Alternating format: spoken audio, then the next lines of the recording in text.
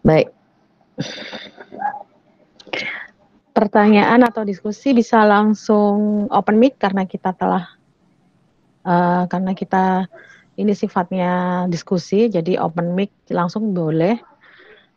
Tapi usahakan untuk flow-nya biar bagus gitu ya.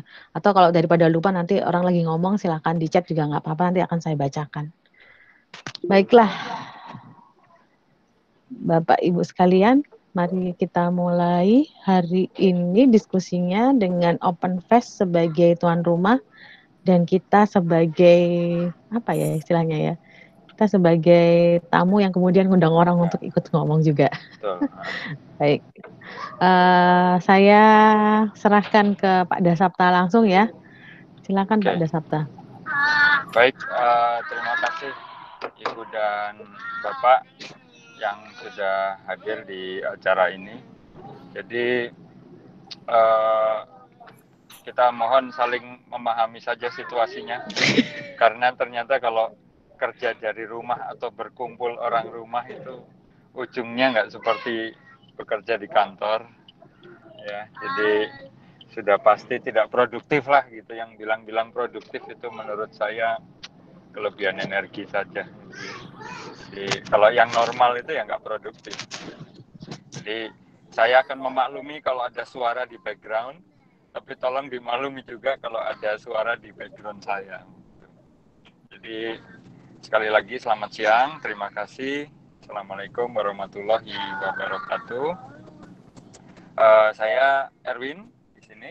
Saya bicara bukan sebagai dosen ITB, tapi saya sebagai dosen saja gitu ya, sebagai pribadi dosen yang yang punya perhatian ya, punya perhatian dan semangat untuk merubah situasi yang sekarang ada, terutama di dunia akademik.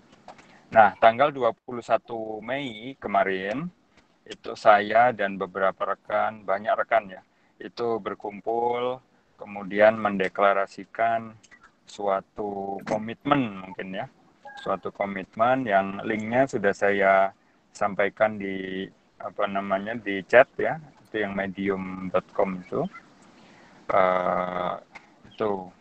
Kemudian di chat juga saya di chat tuh sudah saya salin juga public notes ya. Jadi kalau Ibu dan Bapak ingin mencatat atau ingin bertanya juga bisa lewat situ, diketik saja, itu Google Doc sudah bisa disunting oleh semua orang yang hadir di sini.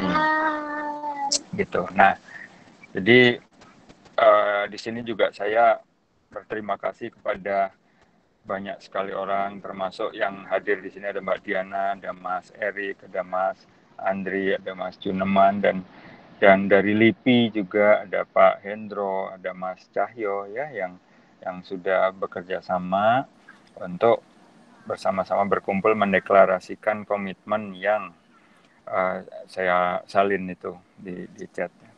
Jadi di dalam komitmen itu saya review saja, tidak akan saya bacakan lengkap ya, silakan dibaca sendiri. Jadi yang pertama itu adalah kami merasa Indonesia itu adalah bagian dari Global South ya. Jadi negara-negara yang sisi selatan ya. Sisi selatan. Entah kenapa bukan barat timur. Jadi kalau kita kan dulu sering kalau zaman 80-an, 90-an itu blok barat itu artinya Amerika dan sekutunya, blok timur itu Rusia dan sekutunya begitu. Nah, kalau di bidang ilmu pengetahuan ini tidak tahu kenapa kok utara selatan. Jadi yang utara itu bagian Eropa, Amerika dan teman-temannya, dan yang selatan itu bagian Amerika Latin, Asia, Asia Tenggara begitu ya. Nah, jadi Indonesia itu bagian dari Global South yang juga double statusnya sebagai bangsa yang pernah dijajah. Ya, tentunya ini bukan Indonesia saja, tapi negara lain termasuk Afrika itu ini juga merasa punya posisi yang sama. Nah, itu memiliki banyak kendala psikologis untuk memunculkan kekuatan risetnya. Ya. Jadi kita ini termasuk saya itu sering mindernya daripada PD-nya. Ya. Jadi itu yang nomor satu. Yang nomor dua, situasi publikasi akademik itu sekarang ini sangat dikuasai oleh industri di sisi utara ya atau di sisi barat. Jadi publikasi itu sudah menjadi industri, ya, ditandai dengan banyaknya penerbit-penerbit komersial. Ya. Dan kita sebagai orang yang nomor satu tadi yang tidak pedean itu sangat memerlukan andil dari penerbit-penerbit itu, ya kan, untuk merasa diakui, untuk mendapatkan prestis, ya, untuk bisa bersaing, itu kita memerlukan mereka, ya, diakui atau tidak, itu ada terjadi.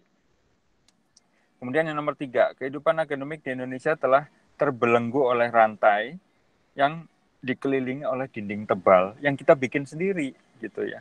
Contoh, ya setiap tahun ada pemberian anugerah begitu ya.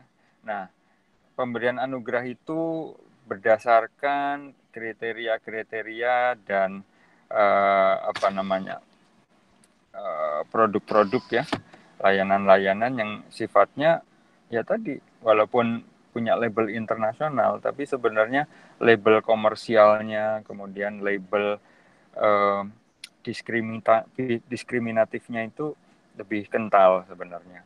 Ya. Walaupun banyak orang hampir seluruh Indonesia itu bilang itu adalah indikator internasional, tapi sebenarnya kalau kita bergaul betul dengan orang yang internasionalnya benar, maka sebenarnya mereka tidak akan berpandangan itu. Ya. Banyak sekali rekan-rekan kami yang bergerak di sains terbuka ya di luar negeri yang memang bukan orang Asia, bukan orang Amerika Latin, bukan orang Afrika yang betul-betul murni rasnya, ya bule begitu ya. Itu bahkan juga sama. Mereka sendiri merasa bahwa ilmu pengetahuan itu berasal dari 80% belahan dunia, tapi dikendalikan oleh 20%, ya, yaitu mereka. Sementara asal ilmu pengetahuan itu 80% dari belahan dunia itu termasuk dari kita kan gitu ya. Nah, jadi jadi justru kita itu membelenggu diri kita sendiri dengan standar-standar yang kita bikin sendiri gitu ya.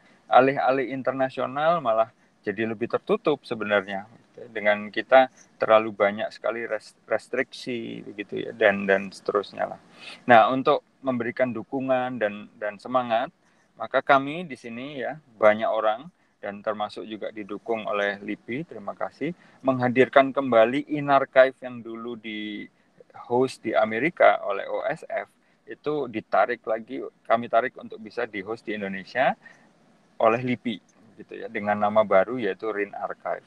Nah, RIN Archive ini soft launchingnya sudah tanggal 21 Mei kemarin, tapi persiapannya masih kami lakukan, jadi belum bisa dirilis resmi begitu ya. Nah, jadi disitulah kami berusaha menggabungkan kekuatan dataset ya yang kita hasilkan yang selama ini di-host oleh rin.lipi.go.id atau repositori ilmiah nasional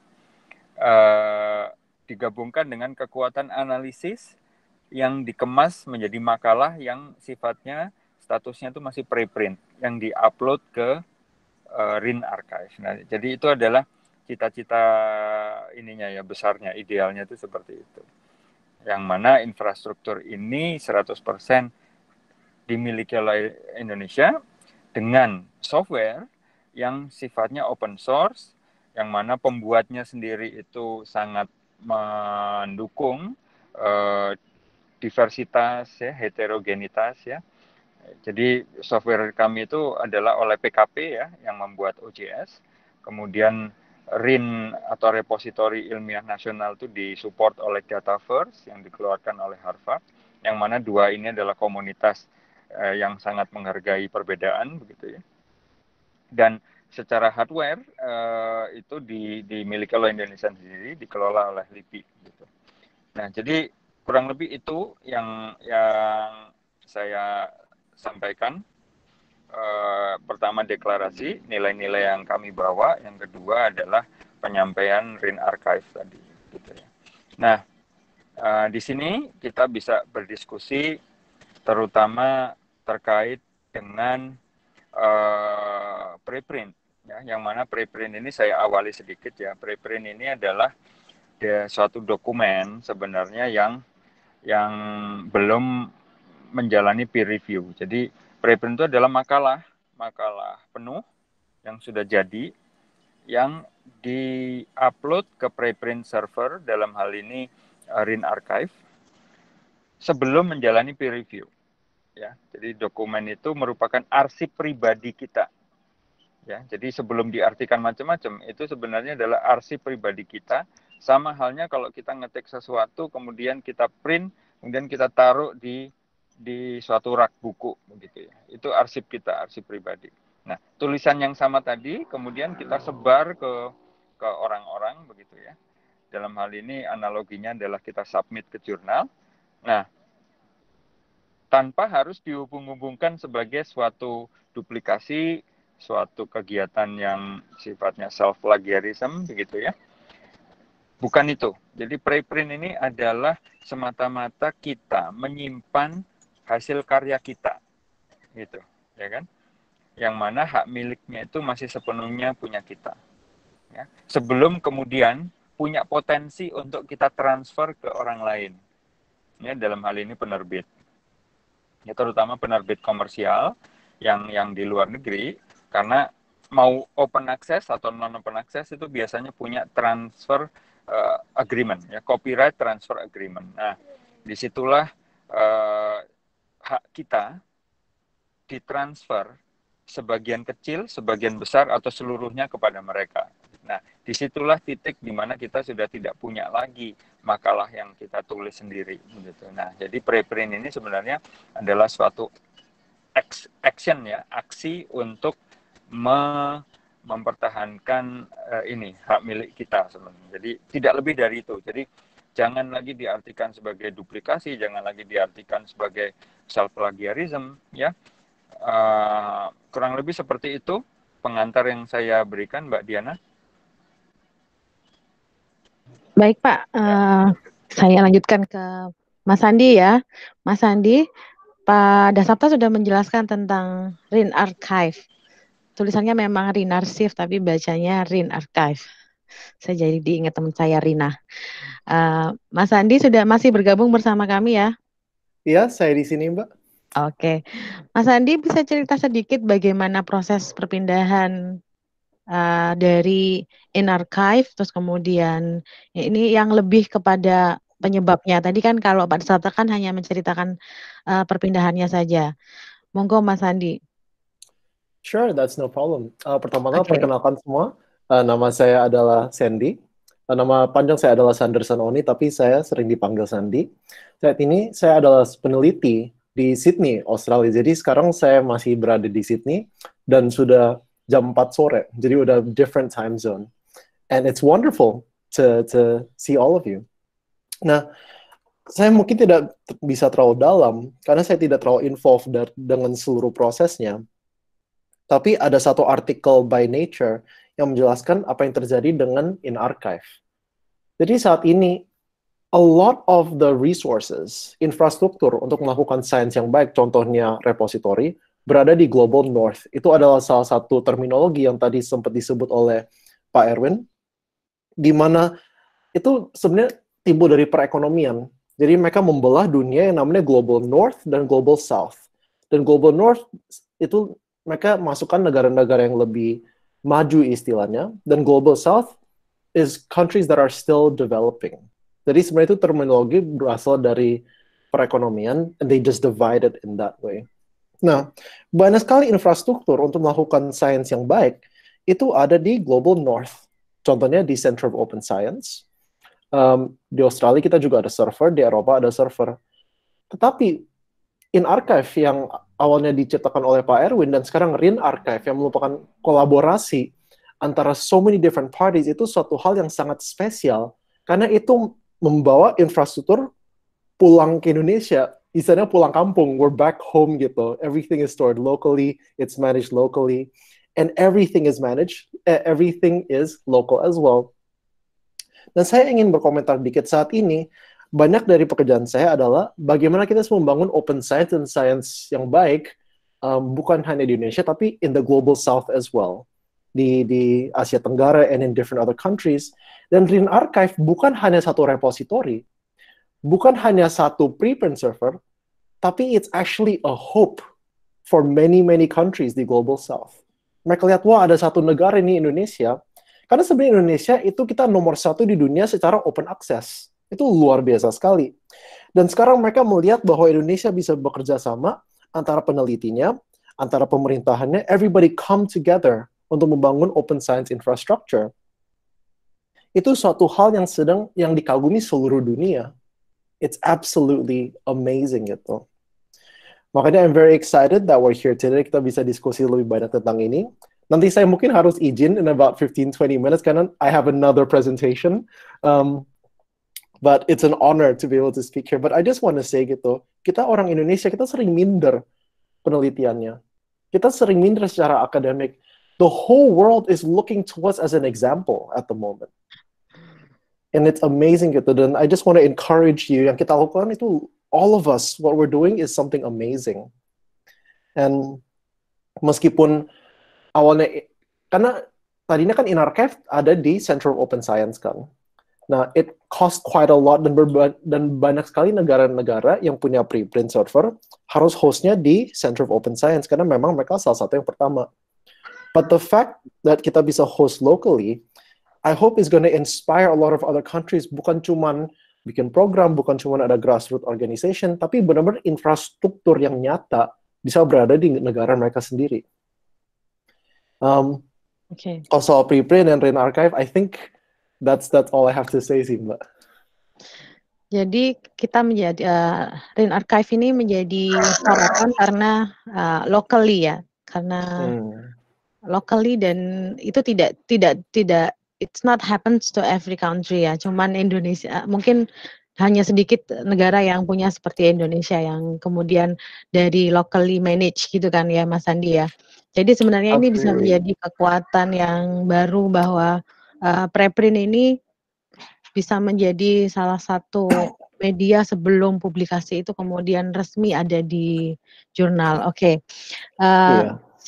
Untuk yang pemantik berikutnya setelah Pak Dasapta, terus kemudian saya juga mendengar dari Mas Sandersan Oni atau Mas Sandi, saya juga ingin mendengar dari sisi pengelola jurnal. Ini sudah bergabung bersama kita Mas Andri sebagai Mas Andri masih di sini?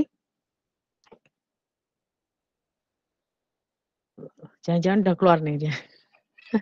Mas Andri masih di sini kah? Oh, kayaknya udah keluar ya. Mas Andri udah keluar ya. Oke, kalau Mas Andri udah keluar, saya langsung ke Pak Cahyo saja. Pak Cahyo, sebelum kita ngomongin jurnal lagi, kayaknya ada yang harus diomongkan tentang asosiasi dalam program akademik nih. Kita lompat dulu. Sebenarnya saya ingin mau membicarakan soal pengelolaan jurnal ya. Mengapa pengelolaan jurnal itu kemudian seperti kemarin diperingati ketika pemerintah melaunching Sinta Series, itu hal yang menjadi indikator utama itu kan citasi, sedangkan indikator yang lainnya itu sebenarnya ada apa saja sih? Mungkin Pak Cahyo bisa memberikan ini atau saya ke Pak Ratodi dulu. Pak Cahyo ada?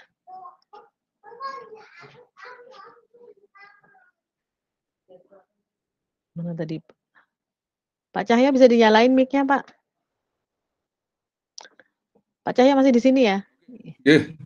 Ya, silakan Pak Cahyo. Pak Cahyo mau ngomongin mana nih? Mau ngomongin indikator duluan atau mau ngomongin asosiasi duluan? Ya kalau suruh ngomong bisa lama, Mbak. Oh iya. Salah satu aja kalau gitu. Ini kan kaitannya dengan open science ya.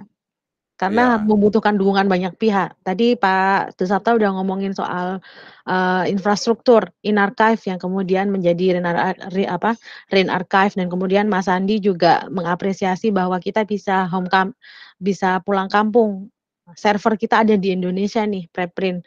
Terus kemudian nih Pak Cahyo nih, dengan adanya infrastruktur yang seperti itu dan kemudian dengan adanya dukungan dari lembaga seperti LIPI kepada kita, so what we should do next? Karena tadi sepertinya kita bicara gimana supaya kita menggandeng asosiasi. Silakan Pak Cahyo. Oke, matur nuwun. Selamat siang Bapak, Ibu, Mas dan Mbak semuanya, termasuk Mas Andi. Kita pertama kali, Mas Andi dan Pak Erwin sebenarnya kita ketemu pertama dan di dunia maya ya, saya belum sempat ketemu langsung. Saya mau cerita sedikit, kebetulan saya sempat, saya mungkin bisa mewakili pengurus jurnal juga ya, karena saya kebetulan mengelola jurnal juga di UNES, dan kemudian jurnal itu disupport oleh asosiasi Prodi Ilmu Politik seluruh Indonesia. Terus kemudian sebelum saya berganti tema riset disertasi tentang keterbukaan pengetahuan, saya sesungguhnya sempat mau riset tentang relawan jurnal. Nah, saya setuju dengan apa yang tadi disampaikan oleh Pak Dasapta dan Mas Andi terkait dengan dikotomi negara maju dan negara berkembang. Terus kemudian di Indonesia itu menariknya adalah kemudian tidak ada yang merasa lebih punya otoritas, walaupun realitasnya masih ada, tetapi semangat untuk kemudian memaknai pengetahuan itu hak bersama dan kemudian dievaluasi bersama itu ada. Jadi lembaga negara kayak LIPI itu bisa, kalau negara itu kan harusnya top down ya logikanya ya, tapi kita juga berpartisipasi dari bawah ke atas, itu sesuatu yang luar biasa memang. Jadi kecenderungannya itu kebijakan itu dari atas ke bawah atau bawah ke atas, kita tuh dua-duanya gabung gitu. Jadi kalau kita bisa memanfaatkan momentum itu akan sangat luar biasa, setuju saya. Nah, cuman ada beberapa persoalan yang saya nggak tahu apakah ini menjadi concern teman-teman atau enggak ya, tapi saya melihat ini sesuatu yang perlu untuk diperhatikan ke depan, karena memang di Indonesia itu otoritas untuk memaknai sesuatu bermutu atau tidak itu masih di level negara. Jadi walaupun kita demokrasi, sebenarnya kita masih masih kayak orde baru gitu ya. Apa yang dianggap sebagai baik dan seterusnya, rankingnya bagus, itu masih basisnya masih negara. Jadi termasuk Sinta itu kan representasi itu ya. Padahal seharusnya kalau kita berbicara dalam konteks keilmuan, termasuk jurnal, kemudian pengetahuan dan seterusnya itu publikasi asosiasi keilmuan itu harusnya lebih banyak berperan. Makanya kemudian saya lupa saya pernah menyampaikannya ke Pak Erwin atau enggak waktu itu, atau beberapa teman yang di Sains Terbuka waktu itu ya, saya lupa. Tapi saya pernah memberikan masukan bahwa kalau bisa itu naskah yang ditampilkan di Inner Saif itu ada moderasi. Dalam artian kayak saya pernah baca tulisannya Pak Mas Juni kalau nggak salah ya. Itu kemudian di bawahnya itu ada orang yang siapa yang pernah menelaah ini dan seterusnya. Jadi ketika kita menyampaikan sesuatu itu tidak hanya membanjiri informasi di ruang publik, tetapi memberikan pilihan yang baik bahwa sesungguhnya ini sudah pernah dikaji oleh orang, ini belum dan seterusnya. Jadi tidak sekedar menjadi kebisingan gitu ya, karena terlalu banyak informasi. Kalau misalnya tidak dimoderasi itu akan terlalu banyak informasi yang kemudian itu malah justru membuat publik bingung. Nah, makanya kemudian di disertasi saya itu saya ambil judulnya transformasi voice menjadi noise, noise menjadi voice. Jadi harusnya keterbukaan sains, keterbukaan data itu juga diimbangi oleh keterlibatan asosiasi, mungkin juga lembaga-lembaga riset gitu ya, yang kemudian itu bisa melakukan filter bahwa yang di-deliver ke publik itu sesuatu yang layak untuk dicerna dan kemudian direspon gitu. Jadi itu nanti ke depan yang akan saya teliti dalam mungkin 1 tahun ke depan ya. Jadi di disertasi saya ini saya lagi nunggu ujian juga. Jadi mungkin itu yang nanti perlu kita pikirkan, karena di teman-teman ya Nyon Sewu, di teman-teman RCI itu ini juga kurang mendapat porsi gitu ya. Saya bolak-balik mengatakan bahwa pada titik tertentu kita sudah cukup pada pengelolaan jurnal secara teknis. Tapi dari substansi itu kita memang masih jauh. Substansi itu apa ya? Tadi keterlibatan asosiasi. Dan keterlibatan asosiasi itu kan sebenarnya itu juga fungsi dari mereka juga sih. Asosiasi itu harusnya kerjaannya nggak cuma ngumpul-ngumpul tahunan kan. Tapi mereka juga bahwa ilmu yang harusnya update di kita itu apa. Gitu. Jadi ketika tadi saya setuju bahwa ilmu yang sedang berkembang itu sebagian besar sebenarnya ada di negara berkembang. Jadi negara-negara maju itu kan mereka sudah dalam tanda kutip sudah mulai mentok gitu ya. Sudah tidak banyak yang bisa dielaborasi, sedangkan di negara berkembang itu masih sangat banyak. Tapi kalau sampai tidak ada kontrol mutu itu ya agak berbahaya. Jadi mungkin nanti bisa diteruskan oleh Mas Andri ke teman-teman bahwa jangan sampai kita terlalu fokus di hal-hal yang sifatnya teknis, tetapi keterlibatan orang-orang yang mengkaji itu. Asosiasi itu bukan berarti harus ikut organisasi, enggak ya, tapi orang-orang walaupun dia tidak tergabung di asosiasi, tapi dia research independen gitu misalnya, itu ya nggak masalah. Tapi yang penting ada proses mengawal apa yang akan disampaikan ke publik itu menjadi sesuatu yang valid, ya. Jadi tidak diri publik dengan informasi. Kira-kira seperti itu pancingannya, Mbak Jul. Mungkin nanti bisa diskusikan dengan yang lain dan kita diskusikan. Matur Baik, sebelum saya ke bahasan yang berikutnya ya, sebenarnya saya mau meminta Pak Erik untuk mewakili RJI ini. Silakan, sudah dibahas bolak-balik ini RJI-nya. Silakan Pak Erik. Pak Erik adalah Ketua Pusat Publikasi Ilmiah. Jadi RJI punya satu pusat publikasi yang membahas tentang penelitian yang mengenai publikasi. Jadi bukan penelitian yang biasa, tapi ya publikasi. Silakan Pak Erik. Dan ini pertama kalinya di ASEAN ya Pak Erik ya. Cek Mbak. Mas Andri hadir Mbak? Mana Mas Andri tadi nggak ada soalnya. Ada, Mas Andri hadir Mbak. Oh iya, ini Mas Andri nggak ada. Silakan Mas Andri. Mas Andri dibuka mic-nya.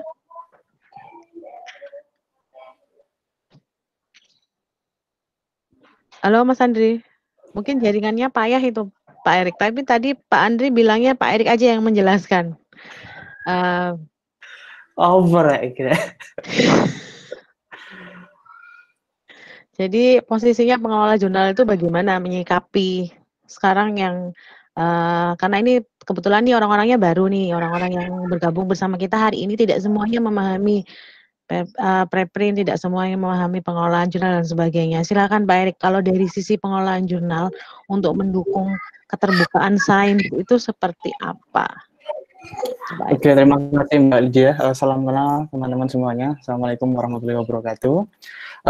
Saya di sini mewakili dari teman-teman dari Relawan Jurnal Indonesia.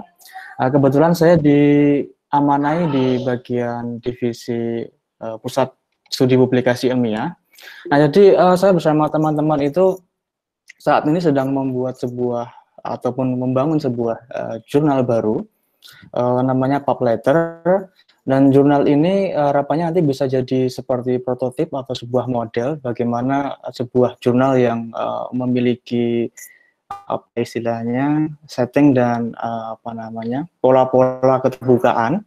Jadi nanti kita akan mulai rilis mungkin sebentar lagi. Nah, nanti juga harapannya kami juga mengadopsi preprint dari Renard Site ini. Nanti harapannya juga teman-teman juga banyak mulai bergabung ya dari segala macam kajian, karena di PubLetter ini fokus dari jurnal kami terkait dengan keterbukaan, kemudian open science, kemudian terkait dengan manajemen dari jurnal itu sendiri tentang OJS, dan nanti Bapak Ibu bisa cek fokus dan skopnya di PubLetter ya. Nah kami juga diamanai oleh RJI juga ingin membuat sebuah model apa istilahnya review yang mungkin semi terbuka ya, karena mungkin kalau kita adopsi secara vulgar terbuka belum bisa, kita akan coba cara-cara yang lebih halus seperti itu. Dan tidak perlu khawatir Bapak Ibu, kalau Bapak Ibu submit di jurnal kami juga insya Allah mudah-mudahan bisa diterima di sistemnya Sinta. Jadi kalau kita istilahkan itu nanti jurnal kita itu Sinta Plus gitu ya. Jadi kita juga mengadopsi sistem yang ada di Sinta, tapi kita juga menerapkan hal-hal baru, misalnya terkait dengan peran kontributor. Jadi kalau Bapak Ibu menulis di PubLetter, nanti Bapak Ibu wajib menampilkan bagaimana Bapak Ibu berperan dalam artikel tersebut ya. Nah, ini kami juga bisa mengadopsi dari kredit itu, jadi ada 14 peran. Jadi Bapak Ibu bisa menampilkan Bapak Ibu perannya di bagian mana, misalnya di bagian membuat ilustrasi dalam sebuah grafik, atau Bapak Ibu terlibatnya dalam pencarian funding, atau Bapak Ibu terlibat dalam akuisisi data atau proses pencarian data, nanti ada 14 peran itu. Nah, harapannya ini juga bisa ditiru dan diaplikasikan di jurnal-jurnal yang lain. Termasuk juga nanti kami juga akan membuka dataset, ya, jadi setiap nanti ada artikel masuk, kami juga akan meminta, kemudian kami sediakan seperti sebuah pernyataan ketersediaan data. Jadi ketika Bapak Ibu nanti submit artikel, Bapak Ibu juga diminta untuk menampilkan data ini tersedia di mana. Jadi Bapak Ibu nanti juga bisa menyimpan dataset itu di repo. Kalau Bapak Ibu punya repository institusi, repository kampus, Bapak Ibu bisa submit datasetnya di sana, atau Bapak Ibu juga bisa submit datasetnya di repo-repo yang lain. Saya kira itu Mbak gambaran bagaimana nanti teman-teman RJI juga mendukung teman-teman di Sains Terbuka ini. Harapannya nanti kita bisa sinergi lagi. Kami juga meminta Pak Dasapta sebagai editor di Publetter, dan nanti juga akan kami undang Mas Sandy ya Mas ya, minta tolong nanti bisa membantu di jurnal ini, dan nanti kita juga akan undang teman-teman dari skop global. Kami juga pengen teman-teman dari Crossref, teman-teman dari ORCID misalnya, atau teman-teman dari Lens, teman-teman dari Dimension itu bisa berkontribusi di jurnal kami. Mudah-mudahan itu Mbak untuk sebenarnya belum rilis resmi ya, jadi ada sedikit bocoran begitu apa yang kami kerjakan di divisi publikasi ilmiah. Mbak Lydia? Oke. Ya, kayaknya sinyalnya Pak Ari kata sinyal saya ini yang putus-putus. Baik, Bapak Ibu yang baru bergabung, selamat datang. Saya ingin memberikan gambaran sedikit. Ya, saya ingin memberikan gambaran sedikit apa perbedaan antara preprint dengan publikasi jurnal ya, Bapak Ibu ya. Preprint adalah teks yang kita punyai sebagai autor. Kalau saya sebagai autor, saya kalau misalnya mau publish ke jurnal A misalnya, hasil penelitian saya ini saya unggah di preprint dan itu sudah bisa dibaca semua orang. Bukan berarti apa yang sudah saya unggah itu kemudian dinamakan publikasi, tidak. Tapi justru yang saya unggah itu dinamakan sebagai data saya sendiri.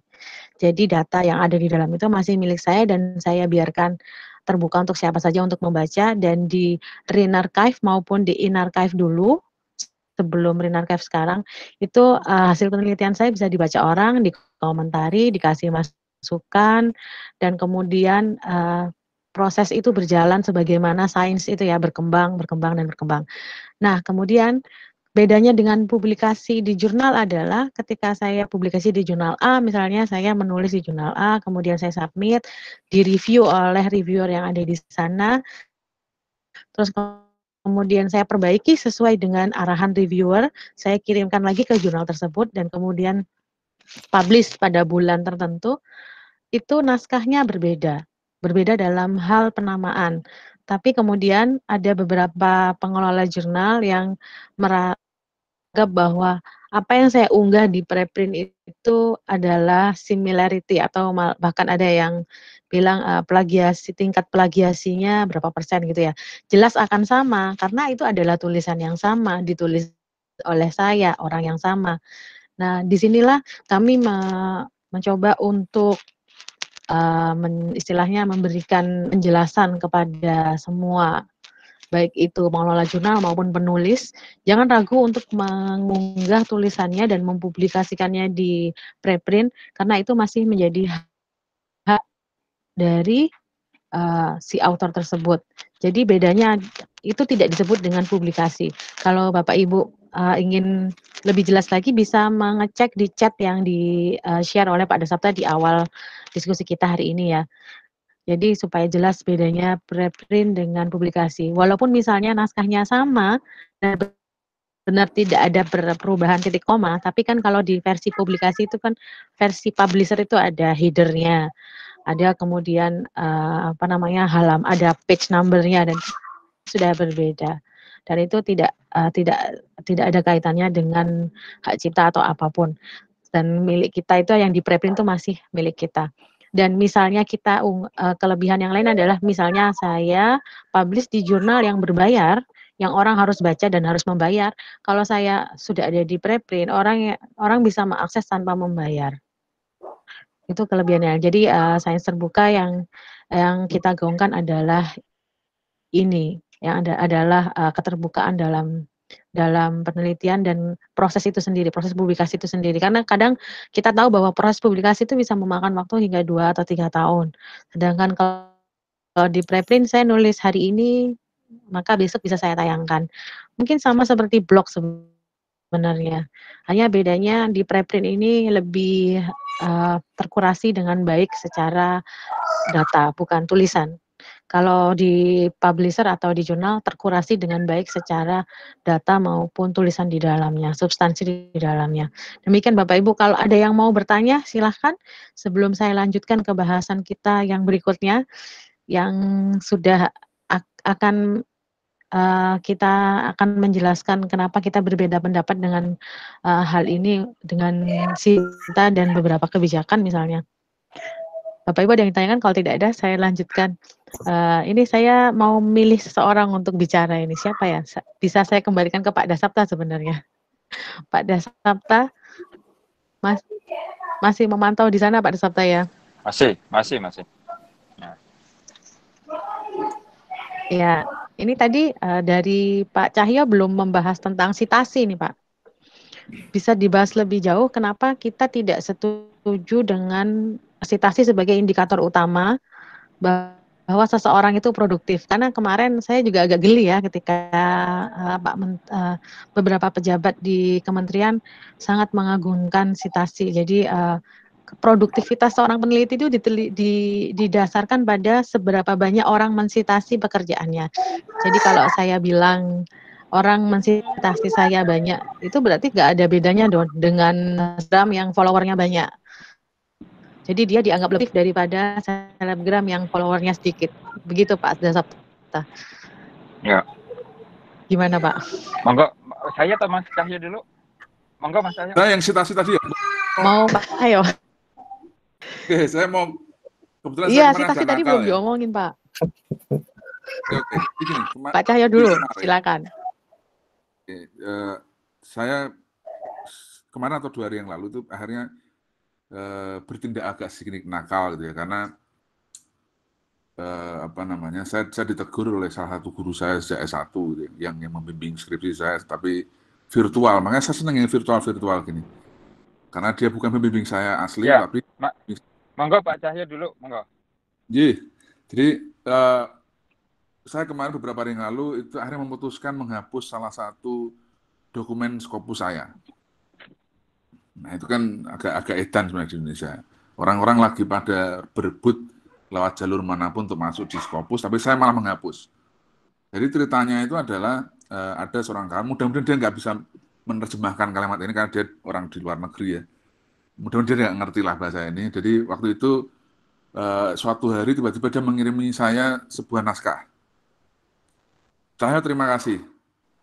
Saya sudah sempat diundang ke Indonesia dan kemudian saya kirimkan kamu naskah, sudah terindeks Scopus. Saya juga kaget. Tadi ini saya senang sebagaimana dosen-dosen kita yang lain dan peneliti yang lain kan masuk di jurnal terindeks Scopus.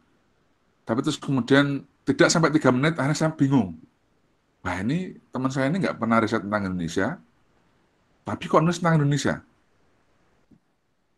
Akhirnya kemudian saya minta salah satu kolega untuk ngecek, benar nggak sih dia pernah riset tentang Indonesia dan seterusnya. Ternyata nggak pernah. Makanya kemudian saya kasak kusuk nyari informasi gimana caranya biar tulisan ini tidak bermasalah dalam artian secara reputasi akademik. Saya akui saya memang belum banyak. Jadi kalau nanti ada yang ngecek gitu ya, ngepoin Scopus saya, ini Pak Cahyo kan cuma 1, kok gaya banget. Ya memang saya akui saya nggak banyak Scopusnya, tapi bahwa kemudian semangat good science itu kan tadi mendeliver sesuatu yang memang baik secara riset dan secara publikasi gitu ya. Makanya saya setuju dan saya senang banget bisa diajak bergabung di komunitas ini karena di situ memang seorang akademia itu kalau kemarin saya sempat ngobrol dengan mungkin Mbak Zul dan yang lain ada yang namanya kejujuran niat gitu. Jadi kita menjadi akademia itu bukan karena kita ingin tampil lebih, tapi karena kita ingin kalau bahasanya Mas Erik itu memberi manfaat yang lebih. Gitu. Jadi saya setuju sekali ketika banyak yang kecewa kenapa kok citasi dan juga banyak dokumen itu dua-duanya nyambung sih sebenarnya menjadi parameter menentukan seorang dosen itu berprestasi atau tidak. Gitu. Jadi apalagi kalau kita berbicara lebih luas lagi misalnya itu bisa diakali dan seterusnya kalau kayak Sinta itu kan settingannya agak manual ya gitu.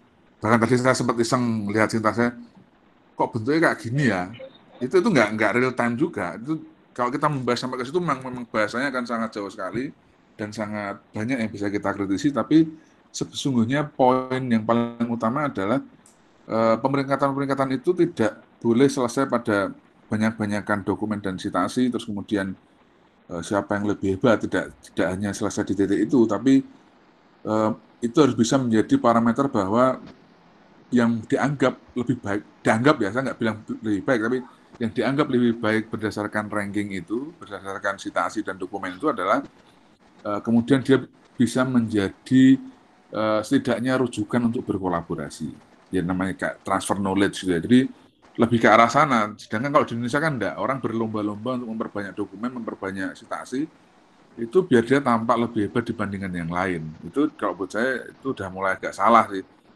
Karena ya tadi sebagai akademia harusnya motivasinya bukan ke level itu, tapi lebih ke bagaimana bisa menghasilkan knowledge baru, terus kemudian dari knowledge itu bisa menjadi sesuatu yang sifatnya produk, kemudian juga praktis atau bahkan policy dan seterusnya. Jadi kayak gitu Mbak. Jadi di Indonesia memang seharusnya pemeringkatan itu harus lebih komprehensif gitu ya, nggak cuma sekedar angka-angka yang mungkin agak semu gitu ya. Terus kemudian kalau dikaitkan dengan asosiasi keilmuan lain, yang tadi sempat saya bahas, ya idealnya memang asosiasi itu lebih banyak dilibatkan karena mereka yang paling mengerti bahkan lebih mengerti dibandingkan dari yang membuat kita. Kira-kira kayak gitu. Monggo Pak Dasapta. Makasih. Jadi mengenai citasi ini, saya berposisi gini, andaikan memang orang-orang itu targetnya adalah citasi, maka kan citasi itu perlu ditarik mundur. Sebelum ada citasi, ada apa? Kan orang membaca dulu ya.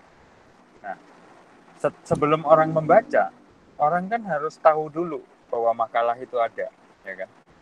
Nah, sebelum itu, maka dia harus mencari tahu dulu, kan begitu ya. Jadi ada prosesnya. Nah, ketika saya memang punya target citasi, saya meningkat, maka mestinya saya harus melakukan segala macam upaya untuk bisa memarketingkan makalah saya, betul tidak? Ya kan? Nah, yang terjadi sekarang kan sebenarnya juga tidak itu. Bukan itu yang terjadi gitu ya. Bahkan ibu dan bapak itu setelah nulis makalah terus selesai gitu. Setelah nulis makalah terus selesai, bahkan mau nulis di koran pun ragu, ini plagiarisme atau enggak ya, kan begitu. Kalau misalnya tujuannya citasi, justru ibu dan bapak itu harus didorong untuk menulis makalah itu dalam format yang berbeda-beda di media yang macam-macam gitu. Ya, bahkan saya tuh pernah melihat orang menuliskan makalah yang dia baru terbit itu dalam 10 cuitan ya di Twitter. Kemudian orang rame gitu ya merespon begitu. Jadi justru itu yang harus dilakukan. Nah, saya yakin, seyakin-yakinnya, kalau ada webinar yang menawarkan judul bagaimana meningkatkan H-index, pasti yang saya sebut tadi itu nggak ada. Nggak ada pasti, yakin saya. Nah, kenapa saya bisa bilang nggak ada? Karena di grup yang lain itu saya masuk ke dalam grup yang isinya itu para jurnalis, ya kan? Jurnalis science. Nah, mereka itu juga merasa kurang ada feedback atau info dari peneliti bahwa dia sudah menerbitkan suatu makalah misalnya, gitu ya. Menarik garis bahwa sebenarnya selama ini orang-orang yang punya motivasi citasi pun sebenarnya mereka itu nggak melakukan apa yang dia mau sebenarnya, gitu. Jadi setelah apa namanya nulis makalah terbit, sudah selesai. Mereka berharap dengan dalam tanda kutip reputasi jurnal yang memuat makalah mereka, maka orang jadi percaya, gitu. Ya, itu kenapa tadi saya bilang bahwa kita itu sangat bergantung kepada andil dari penerbit-penerbit itu. Kebayang ya? Anda tahu nggak, Springer Nature setelah menerbitkan makalah Mas Cahyo misalnya, amin gitu Mas. Nah, Springer Nature setelah menerbitkan makalah Mas Cahyo, itu membuat Mas Cahyo menandatangani perjanjian yang Mas Cahyo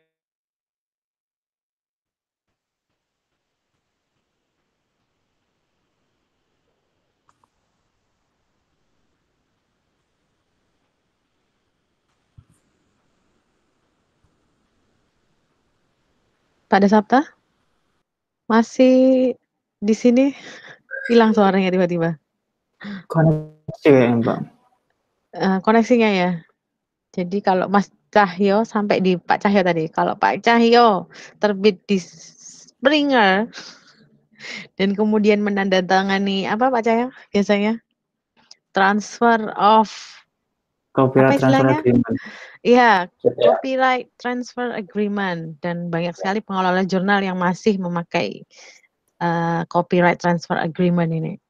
Mungkin bisa siapa ya yang bisa menjelaskan tentang copyright transfer agreement ini ya? Ada Bumut sebenarnya di sini. Bumut? Ya, Bumut. Copyright transfer agreement itu seberapa penting sih? Itu ada Mas Jun juga, Mbak. Mas Jun udah masuk ya? Tadi bolak-balik nggak bisa masuk. Bumut, halo? Bumut udah open mic sebenarnya. Cek.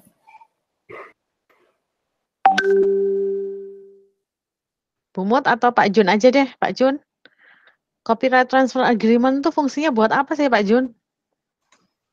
Ini ahlinya Mas Todi nih. Mas Todi Pak Todi itu keluar masuk dari tadi, keluar rapat, masuk rapat. supaya lebih sahih penjelasannya, sebaiknya Mas Todi. Iya, dia sudah bilang sinyal saya naik turun katanya gitu.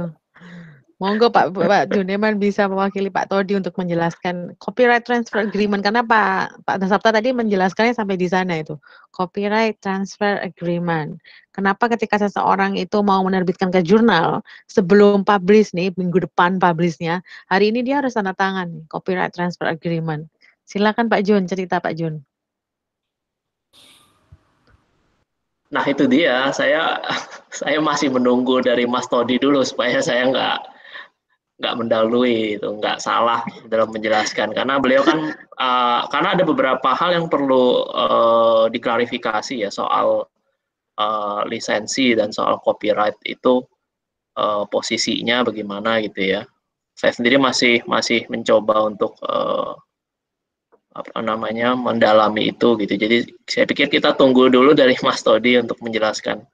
Nanti saya tambahkan. Nah, Pak Todi, ini ternyata Pak Juneman pengen penjelasan ya, atau Mas Andri mau menjelaskan nih? Tadi Mas Andri sudah saya minta masuk dari tadi. Pak Todi? Pak Todi silakan.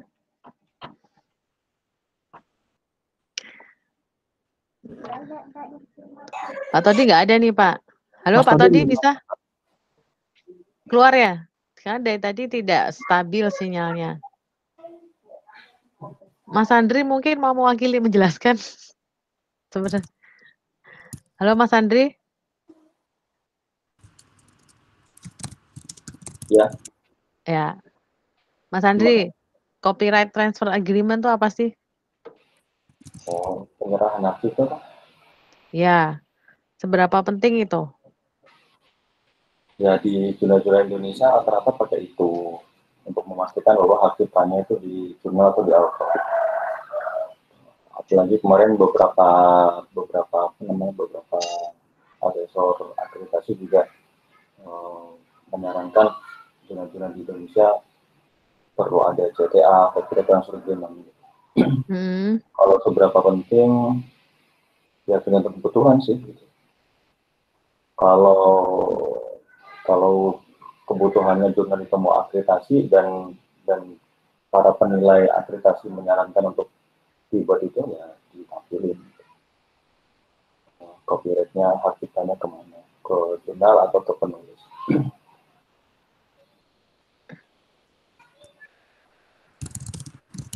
Jadi seperti itu ya. Jadi tapi rata-rata ke jurnal ya atau ke penulisnya sendiri.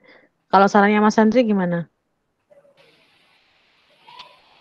Ya kalau di Indonesia rata-rata ke jurnal, gitu. Jadi kita menyerahkan tulisan-tulisan kita sendiri, ide-ide kita sendiri,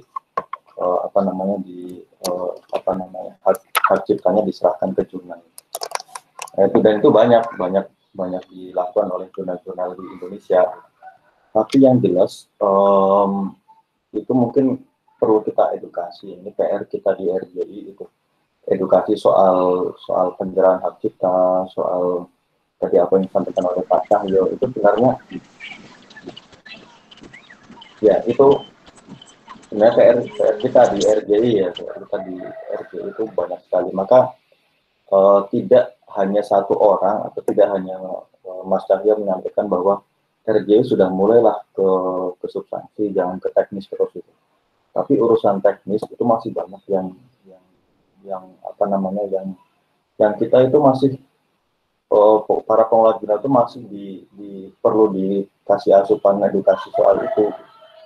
Sehingga teman-teman kita di daerah ya kalau ada webinar bagaimana cara mengelola jurnal, bagaimana cara submit lewat OJS, ya model-model seperti itu. Tapi di sisi lain, maka kemarin ketika saya launching pusat studi publikasi ilmiah di Surabaya, dan terima kasih banyak waktu itu masukannya oleh Pak Dasata, saya menyampaikan bahwa pusat studi inilah nanti yang sebagai think tank-nya RJI gitu, sebagai para pemikirnya RJI nanti masuk ke sana, yang ngurusi substansi, yang memikirkan bagaimana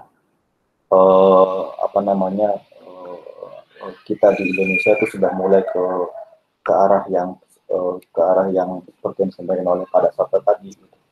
Sementara teman-teman di daerah, tutor-tutor di daerah masih terus mendampingi, masih terus ini great. Nah, apalagi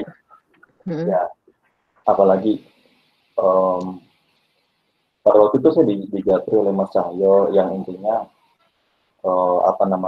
dia sudah tidak lagi membahas mengenai RJI dan saya juga ya mau pasrah mau gimana lagi, karena pada waktu itu saya sudah jadi, kata Bu Siti Fadila Supari, sekali jadi harimau tidak selamanya jadi kambing. Dan pada waktu itu saya jadi harimau sekali dan konsekuensinya saya ditegur dan dijapri segala macam. Akhirnya selama 1 tahun itu nggak ada komunikasi dengan pemerintah, dan itu ya saya biasa aja karena di RJI itu karena saya pimpinannya maka saya harus tanggung jawab. Pada saat itu memang tahun 2017 saya coba untuk ini kok ada hal yang ringan tapi nggak tahu indikatornya seperti apa dan tidak terbuka. Itu saya sampaikan terbuka, dan pada waktu itu memang saya masih jadi manusia terbuka, manusia merdeka, belum ada asosiasi, sampai sekarang belum ada home base. Jadi kalau semuanya pemerintah mau negur saya, tidak perlu lewat kampus atau apa. Memang saya masih kuliah. Nah, jadi pada waktu itu memang dengan seperti itu maka setahun lebih itu tidak ada komunikasi. Ya saya anggap ya apa-apa. Kita di RJI bermain di grassroots, bagaimana para pengelola jurnal itu mulai teredukasi. Ya, teman-teman yang ada di sini saya kira sangat merasakan sekali kehadiran RJI gitu. Dan itu luar biasa sekali, banyak dapur-dapur orang yang kesenggol, dan itu larinya saya semua. Lari ya dalam tanda petik, kemarahan mereka itu ke saya semua. Ada yang japri segala macam ya. Bahkan ada yang meragukan RJI itu apa, banyak. Nah, ada satu orang yang lapor pada waktu itu saya di Palu. Install OJS itu sampai orang IT-nya minta puluhan juta. Padahal yang install OJS, kalau teman-teman RJI yang install, itu 15 menit jadi dan gratis.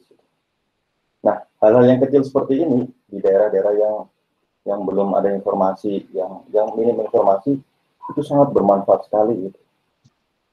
Dan itu sering terjadi. Saya dapat informasi dari Mas Andri Pranolong, Jakarta. Jakarta kan sebenarnya pusat informasi. Install OJS itu sampai 4 tahun. Pimpinannya, rektornya itu minta tim IT, 4 tahun nggak dibuat-buat. Terus Andri Pranolong datang ke sana, terus akhirnya 15 menit jadi. Tim IT-nya itu dimarah-marahin sama rektornya. Nah, itu ada seperti itu. Jadi hal-hal yang menurut teman-teman yang lain dianggap remeh-temeh gitu, hal-hal teknis, RJI teknis terus. Ya kita mau move nggak bisa, tapi udah kita ngurusi teknis, tapi ada divisi lain, pusat kajian itu yang ngurusi hal-hal yang ini, yang apa namanya, yang ya semangat teman-teman sekarang lagi ikut saya ini. Nah, RJI 1 Juni ulang tahun. Nah, kita rencana mau launching indeksasi RJI. Indeks ini beda dengan Sinta dan sesuai dengan masukan-masukan dari teman-teman PSPI ya di pusat kajian, dan menyesuaikan dengan masukan dari keterlibatan asosiasi. Nah, sistemnya lagi di develop. Mudah-mudahan Sabtu besok sudah selesai sehingga bisa di launching nanti di ulang tahunnya RJI. Saya kira itu. Oke, kayaknya Pak Dasapta udah bisa melanjutkan. Mas Andri sudah menjawab polemik seputar copyright transfer agreement dan pengelolaan jurnal. Silakan Pak Dasapta. Ya, oke. Jadi terima kasih nih di apa namanya di take over tadi, karena saya nggak tahu kenapa kok tiba-tiba putus. Nah, jadi mengenai tadi terputus di ini ya, copyright transfer agreement ya. Jadi bahwa ibu dan bapak itu istilahnya apa ya, sebonafit-bonafitnya jurnal yang menerima makalah ibu dan bapak, tapi pada saat copyright transfer agreement itu tolong diperhatikan itu ininya klausulnya, ya kan? Nah, itu saya sudah sempat blogging juga urusan itu rasanya. Jadi bisa saja di Google ya, copyright transfer agreement Dasapta Erwin gitu. Itu nanti ada klausul-klausul umum yang biasanya tertulis di situ. Nah, terutama untuk jurnal yang non open access itu kita harus agak hati-hati begitu ya. Nah, tapi saya juga sadar bahwa ibu dan bapak itu punya kepentingan lain, tuh saya sadar untuk naik pangkat lah, tuntutan dari institusi lah, nggak ada masalah. Oleh karena itu preprint adalah solusinya sebenarnya. Jadi mau publish di jurnal apapun, itu asal kita pernah menyimpan versi yang masih punya kita secara online, maka mestinya nggak ada masalah. Ya kan, ibu dan bapak tetap bisa melaksanakan misinya itu, kan begitu ya. Jadi jangan diartikan bahwa seolah-olah kami ini, terutama saya lah, udah yang teman-teman yang lain nggak usah dibawa-bawa. Seolah-olah Pak Erwin itu seperti nggak perlu pangkat gitu ya. Saya juga masih perlu pangkat ya, dalam arti perlu pangkat itu saya sadar bahwa saya itu kalau bicara, orang itu masih melihat siapa yang bicara. Ya, bukan apa yang dia bicarakan. jadi saya sadar itu. Saya juga masih sampai hari ini masih mengumpulkan niat terusan untuk mengupdate lektor kepala saya kan masih lektor sekarang. Jadi bukan itu yang kami mau. Jadi Bapak Ibu tetap silakan saja begitu ya. Cuman yang kami ingin bangun adalah kesadaran ya, yang ada di gambar tadi itu yang saya share di chat ya kan, bahwa Ibu dan Bapak itu bisa kerja, mau di PTS atau PTN ya, bisa kerja, bisa meneliti dan lain-lain, itu kan sebenarnya biaya negara. Secara langsung atau tidak langsung ya, itu biaya negara atau uang masyarakat ya, atau dana masyarakat ya, dari apa namanya, orang tua mahasiswa lah gitu. Nah, janganlah itu kemudian di-convert seolah-olah jadi milik pribadi gitu. Yang digambar itu saya alurkan sebagai, saya ceritakan sebagai menahan-nahan data, menahan-nahan makalah sampai bertahun-tahun hanya agar publish di Springer Nature kan gitu. Ya. Apa mau di share screen Pak Dasapta? Saya share screen aja ya, saya boleh, tampilkan. di share screen boleh. Saya presentasikan gambarnya yang sudah dibagi sama Pak Dasapta. Ya. Nah, jadi bukan itu mestinya begitu ya. Mestinya Ibu dan Bapak itu bisa tetap melaksanakan misi dengan tetap tadi memilah begitu, mana yang sebenarnya ini ada hak negara dan hak masyarakat, mana yang ini sebenarnya hak Ibu dan Bapak, ya kan, walaupun sebenarnya bukan hak, tapi Ibu dan Bapak itu memetik benefit sedikit gitu loh dari dana masyarakat atau dana negara tadi ya, untuk naik pangkat. Jadi saya memposisikannya itu.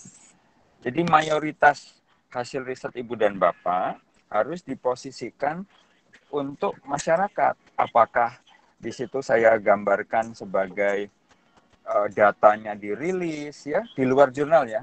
Jadi jangan berpikir data Ibu dan Bapak itu setelah publish di jurnal itu sudah terbuka. Tidak.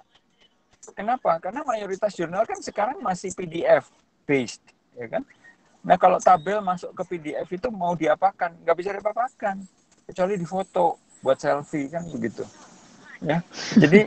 Jadi data itu dirilis sebagai Excel. Tadi Mas Erik sudah menjelaskan dengan sangat bagus ya.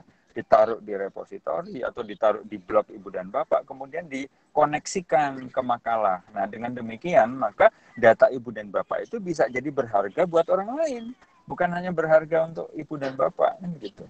Nah, jadi di situ saya analogikan dengan Ibu dan Bapak itu membundel semua itu menjadi satu binder, kemudian dipublish yang tidak terpisahkan. Padahal mestinya itu bisa dipisah, kan gitu. Data bisa dipisah, kode program kalau pakai kode program ya, metode itu bisa dipisah-pisah, gitu. Jadi mestinya itu tetap Ibu dan Bapak lakukan sambil masih bersitasi-sitasi, gitu, masih bersinta-sinta. Nggak ada masalah buat saya. Jadi Ibu dan Bapak itu mau hore-hore cinta, nggak ada masalah buat saya. Tapi jangan itu jadi target.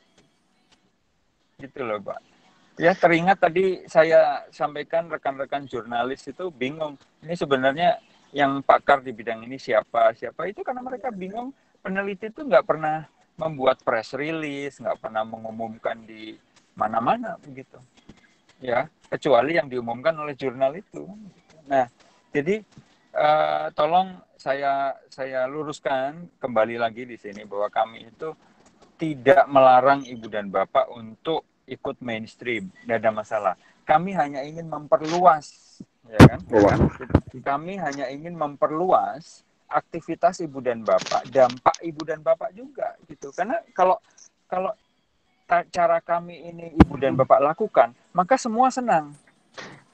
Ya, negara karena senang, available. Betul, karena uangnya itu jelas kepake buat apa, ya kan?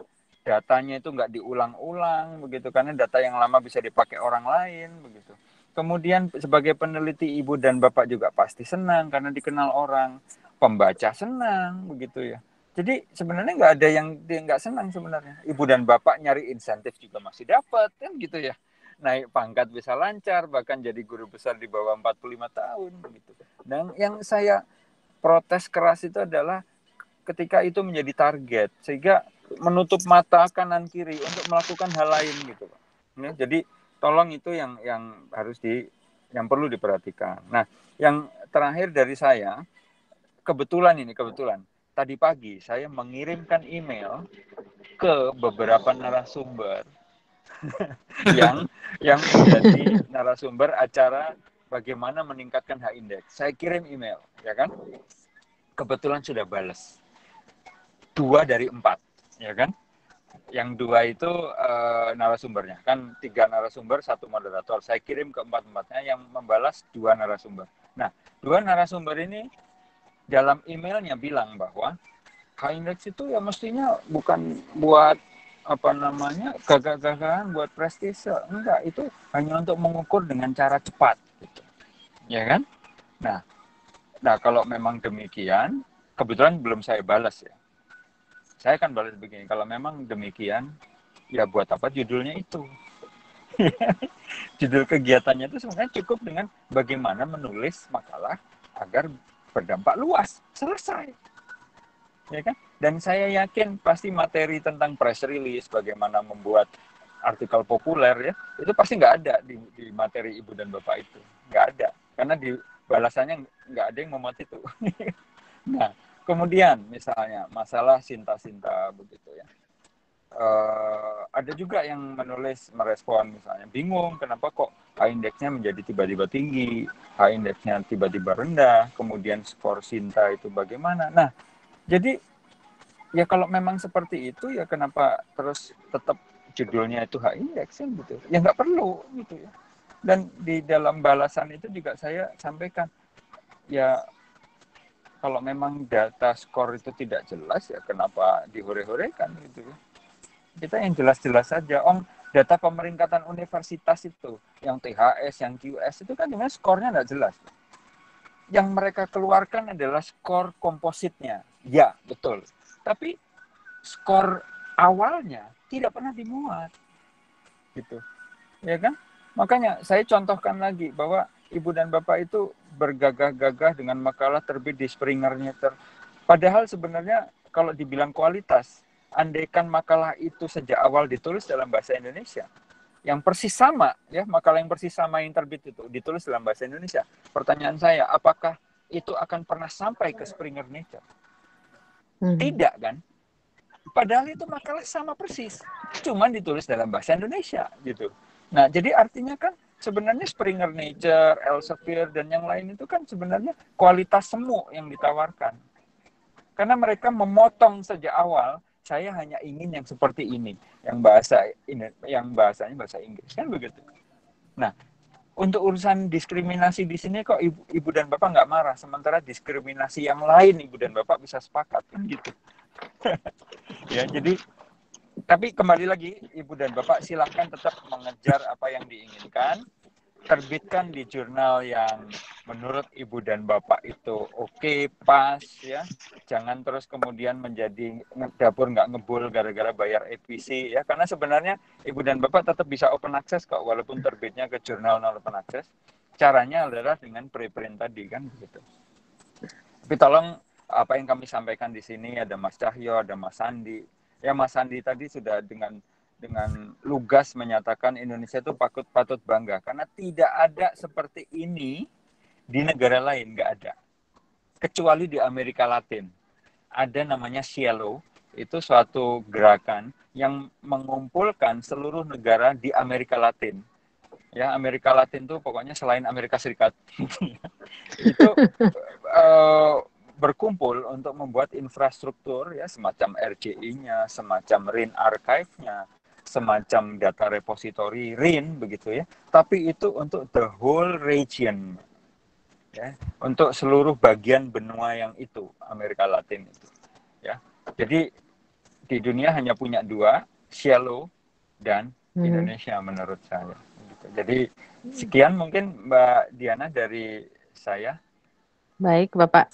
Jadi Makasih maksudnya ya. Jadi ada 2 ini memang Cielo dari Amerika Latin dan kita ya. Mungkin karena di Amerika Latin juga gerakannya juga crowd sourcing mereka sama seperti kita sebenarnya. Cuman mereka didukung oleh ideologi sosialis mereka yang subur di sana. Jadi masyarakatnya lebih punya power mungkin. Ya. Bisa jadi seperti itu. Pak Cahyo kayaknya ada yang mau diomongin sebelum saya ke Pak Virial karena Pak Virial ada pertanyaan. Ya, sebenarnya mana sih, Pak? Apa namanya? Ya tadi komentari Mas Andri juga ya. Ya, Ya. memang Mas Ayo, ya, Mas Ayo dan Mbak Diana, saya potong sebentar. Ini Iya, karena Pak. saya memang menargetkan acara ini selesai jam 2 karena ada halal bihalal di jurusan saya. Di Zoom juga. Jadi begini, Iya, silakan ini lanjut ya. Terus kalau oke. ada ini pertanyaan yang sudah dijawab mungkin oleh orang lain atau masih perlu juga saya jawab, nanti di share saja lewat Google Docs itu, ya kan? Nanti saya balas di situ, saya tambahin ya. Boleh, Pak. Itu Baik. aja, Mbak. Jadi ini Ya, saya mungkin mohon maaf Ibu dan Bapak harus pamit dulu ya. Monggo oke. dilanjut. Ya, ada Pak Terima Juneman, Mas kasih, Andi. selamat siang.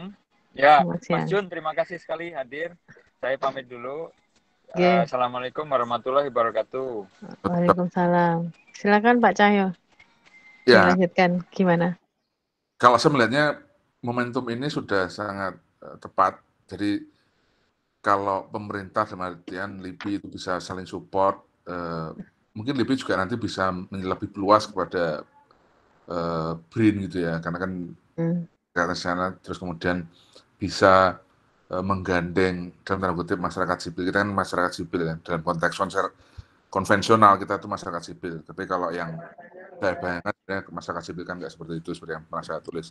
Jadi apa yang nanti ke depan itu dilakukan oleh RCI, saya menanggapi Mas Andri tadi ya, bukan berarti saya kemudian wah ini fokusnya harus ke substansi enggak, tapi memang saya setuju bahwa terjadi semacam disinformasi dan kemudian kesenjangan di sana sini di Indonesia dari segi infrastruktur dan kemudian dari segi sumber daya dan seterusnya. Itu sebabnya tadinya saya mau meriset RCI dan ya kemudian berubah ke sana ke sini karena pembimbing juga ini ya. Tapi memang itu perlu ditingkatkan dan kemudian asosiasi itu pada dasarnya kemarin saya sempat juga ngobrol dengan salah satu pengurus IEE Indonesia ya. Beliau sepakat bahwa asosiasi itu harus digandeng. Jadi ketika kemudian ada selebrasi sebenarnya mereka tuh agak kecewa juga kok jadi kayak gini ya. Karena sebenarnya yang mereka harapkan dari pemeringkatan, terus kemudian dari pengakuan terhadap publikasi dan seterusnya itu mereka pengen dilibatkan lebih jauh gitu. Jadi saya pikir ini juga momentum buat Mas Andri dan RCI dan teman-teman di RCI yang apa namanya yang luar biasa juga. Saya minta maaf sempat keluar dari grup dan alhamdulillah saya diundang lagi oleh Mbak Zul ya. Jadi saya pikir ini momentum bersama bahwa kita bisa mendesain ulang bahwa apa namanya mutu publikasi di Indonesia itu bisa kita perbaiki bersama. Jadi nggak lagi ini domain wah ini dikti yang berhak untuk menentukan ini Sinta 1 dan seterusnya. Mungkin saat ini ya karena pendekatan kita mungkin masih administratif, tapi kalau ke depan kita bisa bersinergi lebih baik, saya pikir asosiasi itu juga bisa dilibatkan lebih baik, terus kemudian kita bisa pelan-pelan apa namanya memperbaiki semuanya lebih ke depan lebih baik lah kira-kira kayak gitu. Itu Mbak. Oke, kalau begitu saya ke Pak Firial. Pak Firial, silakan Pak Firial. Menanggapi. Baik, Assalamualaikum Kasih warahmatullahi tanggapan wabarakatuh. dulu ya baru tanya ya Pak. Iya, oke. Makasih Mbak. Ini kalau nggak salah yang kedua saya ikut yang tentang open science waktu dengan LIPI juga. Oh, oke. Cuman Yang kemarin tanggal 20 itu ya? Iya, cuman waktu pertama nggak sempat tanya. Ini tapi mau tanya juga Pak, dasarnya udah nanti dititip aja mungkin sama Mbak Sule. Oh, ini bisa yang pertama, dijawab. Oh iya nanti insya Allah. Yang pertama ya seperti yang dijelaskan oleh Pak Dasarda tadi dan Ibu Sul sendiri bahwa intinya ya apresiasi untuk open science yang preferensi ini karena itu tadi salah satu yang paling penting adalah bagaimana mengakses sumber-sumber publikasi ya tanpa harus berbayar mungkin sebelumnya dan ada kesempatan untuk kemudian melakukan koreksi terhadap kalau bahasa istilahnya tadi pada saat kan makalah yang dipublikasikan sebelumnya sebelum dipublikasikan secara resmi mungkin di jurnal atau di proceeding dan lain-lain. Pada intinya ya apa yang sudah disampaikan mungkin dari beberapa tahun yang lalu juga karena ini Selalu waktu masih di Inarchive juga ya kalau nggak salah, waktu masih OSF itu sudah diapresiasi juga. Dan sekarang kalau bahasa saya tadi kan ke Mbak Sul itu apa udah nasionalisasi ya ke Inarchive kan. Jadi ya sangat-sangat diapresiasi. Kemudian mungkin pertanyaan saya teknis, Mbak Zul, nanti disampaikan sama Pak Dasarta. Ini kan ketika misalnya penulis ataupun dosen lah mempublikasikan di preprint nanti misalnya Green Archive ini, saya nggak tahu apakah dia sama modelnya kayak waktu di OSF itu langsung bisa ketarik sama Google Scholar. Karena ketika itu terjadi, ya tadi bahasanya kan bisa saja itu ada terjadi double publikasi. Nah, sedangkan yang tadi masalah yang relate citasi itu yang jadi polemik, tapi saya tidak bahas polemiknya. Itu kan jelas akan terkait di situ, akan terkait ketika misalnya ada judul yang sama, itu akan sama ketika misalnya ditaruh di apa di Renarchive ini dan di jurnal misalnya.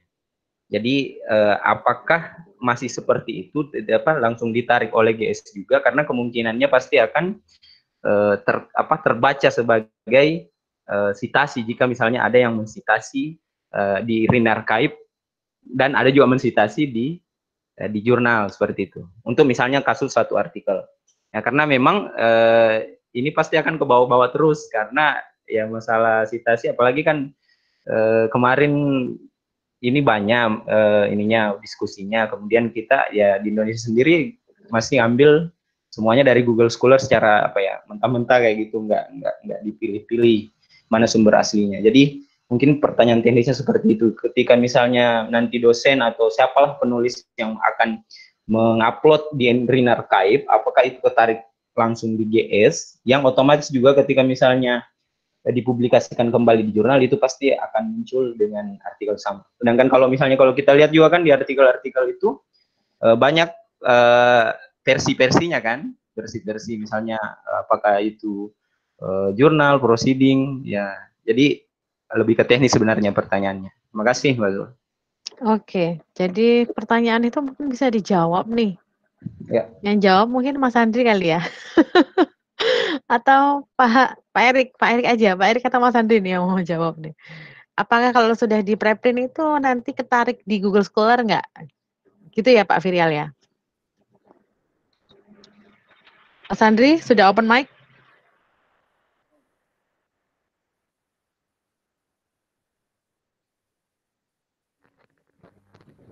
Halo Mas Andri. Jawab Pak Virial dulu Mas Andri.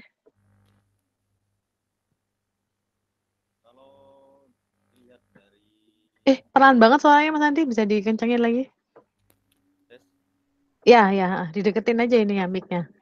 Ya, kalau lihat dari dokumentasi yang di PKP itu bisa langsung. Itu kan sebenarnya mesin Renarchive itu sama kayak modelnya. Kerasin lagi Mas. Kurang jelas ini katanya Bumut. Nah. Tes? Ya, oke, boleh. Cuman feedback aja. Ya, kalau lihat dokumentasinya di PKP itu sama dengan OJS 3, mesinnya sama, cuman bedanya ya yang yang arsip itu diganti server. Nah, kalau semuanya itu kedeteksi ke Google Scholar, iya. Yang susah kedeteksi Google Scholar itu yang OCS, Open Conference System, itu yang susah. Tapi kalau yang ini, yang Renarchive ini, yang mesinnya pakai Open Preprint System, OPS, itu kan kalau di OJS 3 yang archive itu kan namanya archive, tapi kalau di sini itu namanya server gitu. Yang about juga about jurnal, ini ganti about server seperti itu. Nah, strukturnya sama dengan OJS 3 itu yang 3.2 sama. Jadi kalau semuanya terindeks ke Google Scholar ya terindeks. Gitu. Waktunya belum nyoba, ini waktunya berapa? Kalau jurnal kan maksimal minimal 4 minggu. Kalau di Renarchive belum nyoba nih, Ntar tak coba unggah data di sana. Ini Mungkin lebih saya mau simpel. tambahkan. Silakan Pak Juni. Pak Andri mau menambahkan dulu. Saya kira cukup Lebih. sih. Ya. Iya, saya mau menambahkan tadi kelihatannya yang menjadi salah satu hal juga yang menjadi pokok persoalan yang disampaikan Pak Firly ya, Pak Firly itu soal kalau terdeteksi double publication. Kelihatannya tadi salah satu pokok persoalannya seperti itu.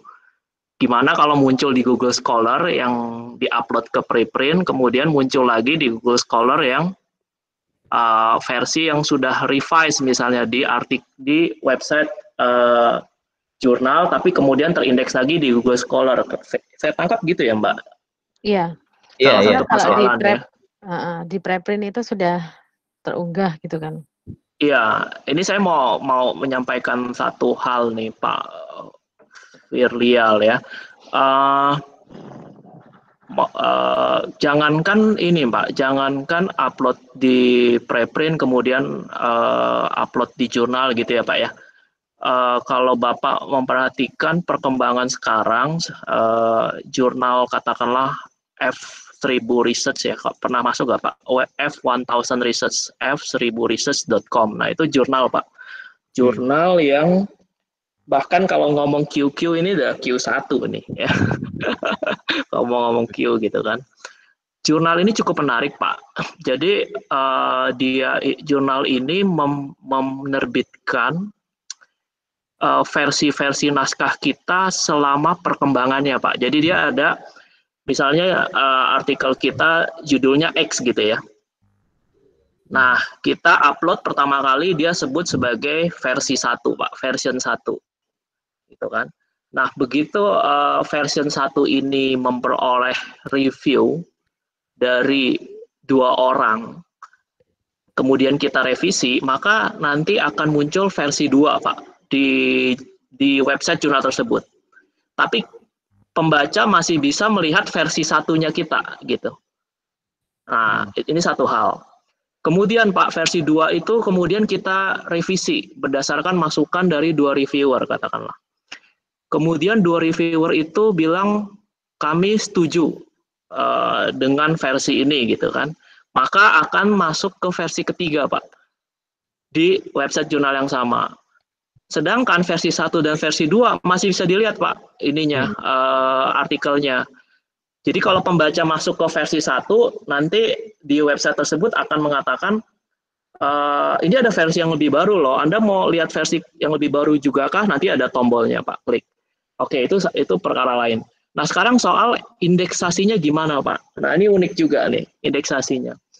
Indeksasinya ternyata baik di Scopus maupun di Scholar, itu saya perhatikan di banyak artikel, itu versi perkembangannya diindeks juga, Pak. Jadi misalnya versi 2 gitu ya. 2 orang reviewer sudah setuju nih, kan masuk ke versi 3 ya. Kemudian versi 3 ini sudah revisi berikutnya lah dari penulis gitu ya. Di sini penulis masih bisa merevisi terus Pak, sekalipun reviewer nggak meminta mau revisi lagi ke versi 4 itu bisa juga. Dia indeks 2 kali Pak. Jadi misalnya yang versi 3 sudah terindeks Scopus, versi keempatnya juga terindeks Scopus gitu Pak. Jadi di profil Scopusnya itu akan kelihatan seolah-olah ini kok ada 2 judul. Nah, ini menurut saya persoalan mindset sih Pak. Jadi kenapa saya sebut mindset? Karena kan kalau kita mau lihat secara filosofisnya atau substantifnya kira-kira kan kita kan kalau belajar penelitian tuh kan selalu dikatakan oleh dosen kita bahwa kebenaran ilmiah itu sifatnya tentatif ya Pak ya. Tentatif itu artinya benar saat ini sampai kemudian direvisi kembali gitu. Dan arti berikutnya adalah ini selalu terbuka untuk dilakukan revisi terhadap naskah yang sifatnya tentatif ini. Nah, kalau kita punya mindset bahwa yang namanya artikel publikasi itu adalah kebenaran ilmiah yang sifatnya tentatif, maka kita sebenarnya nggak akan keberatan kalau ya dia indeks 2 kali ya nggak apa-apa. Tinggal nanti secara teknikalnya gimana supaya kalau orang masuk ke versi yang lama, dia juga dapat notifikasi bahwa ada versi yang lebih baru gitu Pak. Jadi yang ingin saya katakan adalah bahkan dalam satu jurnal sekalipun gitu, itu dimungkinkan gitu. Nah kembali lagi nanti gimana soal regulasi, paling itu aja yang perlu diinikan. Tapi saya pikir adalah tadi soal keterlibatan asosiasi profesi itu Mas Cahyo sampaikan tadi itu penting-penting sekali gitu ya. Saya sendiri di psikologi di HIMSI, asosiasi profesi kami namanya HIMSI Pak, Himpunan Psikologi Indonesia. Saya mencoba beberapa cara, misalnya karena saya tahu bahwa psikologi adalah bidang ilmu yang cukup terdepan mengadvokasi sains terbuka secara global. Suatu saat saya meminta majalah ilmiah populer di lingkungan HIMSI itu menerbitkan topik khusus sains terbuka. Nah itu kan salah satu cara yang juga bisa ditempuh oleh asosiasi profesi yang lain gitu. Kalau mereka punya majalah ilmiah, kira-kira bisa masuk nggak kalau ada topik khusus satu majalah itu sains terbuka. Terus yang kedua, ini juga agak kesempatan juga karena ketika kami menerbitkan buku itu, buku di lingkungan organisasi profesi, biasanya kami meminta pengantar dari pejabat tingkat menteri, kantor staf presiden, dan sebagainya. Nah, yang terakhir itu cukup unik karena Pak Menteri Pertahanan, Pak Prabowo gitu ya, karena buku kami temanya psikologi dan integrasi bangsa,